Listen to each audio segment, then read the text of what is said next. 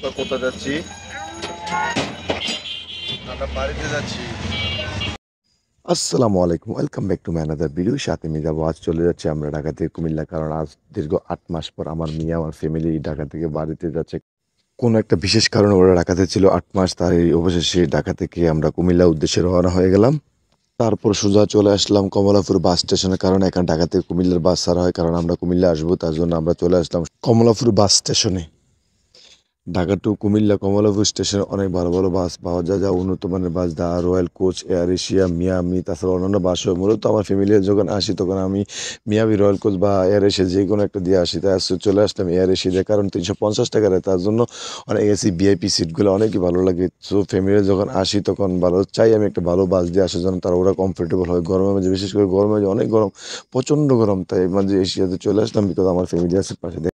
দেখেন আমার মেয়ে কি দুষ্টামি মেতেছে, মনে করে এটা স্টেডিয়ামের সিটে চিপা চিপা দৌড়াদৌড়ি করে, ও ভাবছে এটা স্টেডিয়াম বা অন্য কিছু। দেখেন সিটগুলো অনেক সুন্দর, অনেক বড় বড় সিট। আপনারা যদি কখনো কুমিল্লা থেকে ঢাকা থেকে কুমিল্লা আসেন, তো এয়ার এশিয়া, মিয়ামি এবং royal coach same same category, যেটা ভালো লাগে ওইটা দেওয়া যাবে। ভালো সার্ভিস, সবগুলোই ভালো সার্ভিস দেয়। সো আমি কি এটা কোনোটার গুণ কোনোটার খারাপ বলতে চাই না, কারণ আমি সবগুলো দিয়ে আসছি। আর আমার মেয়ে তো রীতিমতো দুষ্টামি শুরু করেছে, ভাবছে এটা ঘরের কোনো সোফা রুমে দুষ্টামি করতে, এই সোফা তো ওই সময়, ওই সোফা তো ওই সময়, সোফা চিপা দিয়ে দৌড়াদৌড়ি, ভাবছে এটা সোফা রুম, আসলে এটা একটা গাড়ি। সিটগুলো অনেক বড়, অনেক আনন্দ মাইতে হচ্ছে আমার মেয়ে, অনেক খুশি। আলহামদুলিল্লাহ, মাশাল্লাহ।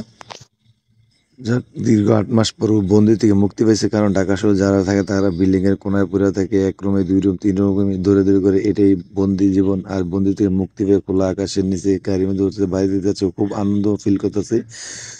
ফাইনালি আমরা বাড়ির উদ্দেশ্যে রওনা, যাই কতক্ষণ পৌঁছতে পারি। দোয়া করবেন যেন সহি সালামতে বাড়িতে যেয়ে পৌঁছতে পারি।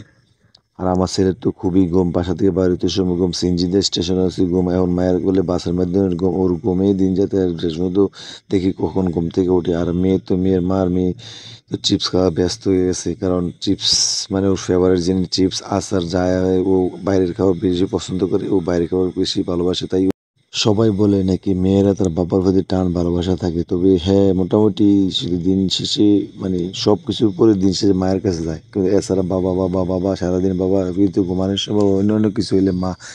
কতটুকু বড় হইলে জানি না, ছোট আছে ততটুকু বুঝতে পারি যে বাবার প্রতি টান ভালোবাসা একটু বেশি। আমার মেয়ে একটু দুষ্টামি বেশি করে। দেখেন অন্যান্য বাচ্চারা যদি বাস ছাড়তো তখন ভয়ে বাবা বা মার কাছে চলে যেত, আর ও পুরো বাসে দৌড়াদৌড়ি করে, মনে হয় যেন ও একটা খেলার মাঠ পাইছে, বা মানে ওর মনে ভয় বলতে কিছুই নাই। যাক আলহামদুলিল্লাহ, ভয় নাই, যারা ভালো কথা। সো এখন আমরা কুমিল্লার উদ্দেশ্যে বাস ছেড়ে দিচ্ছি, যে কতক্ষণ লাগে কুমিল্লা পৌঁছতে। দোয়া করবেন যেন সুস্থভাবে ফ্যামিলি বাড়িতে পৌঁছতে পারি।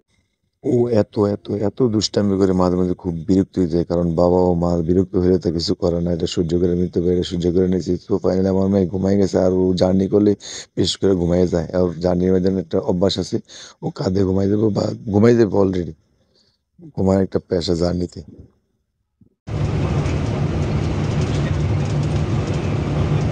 সো ফাইনালি চলে আসলাম আমরা কুমিল্লাতে। ধন্যবাদ সবাইকে পাশে থাকার জন্য।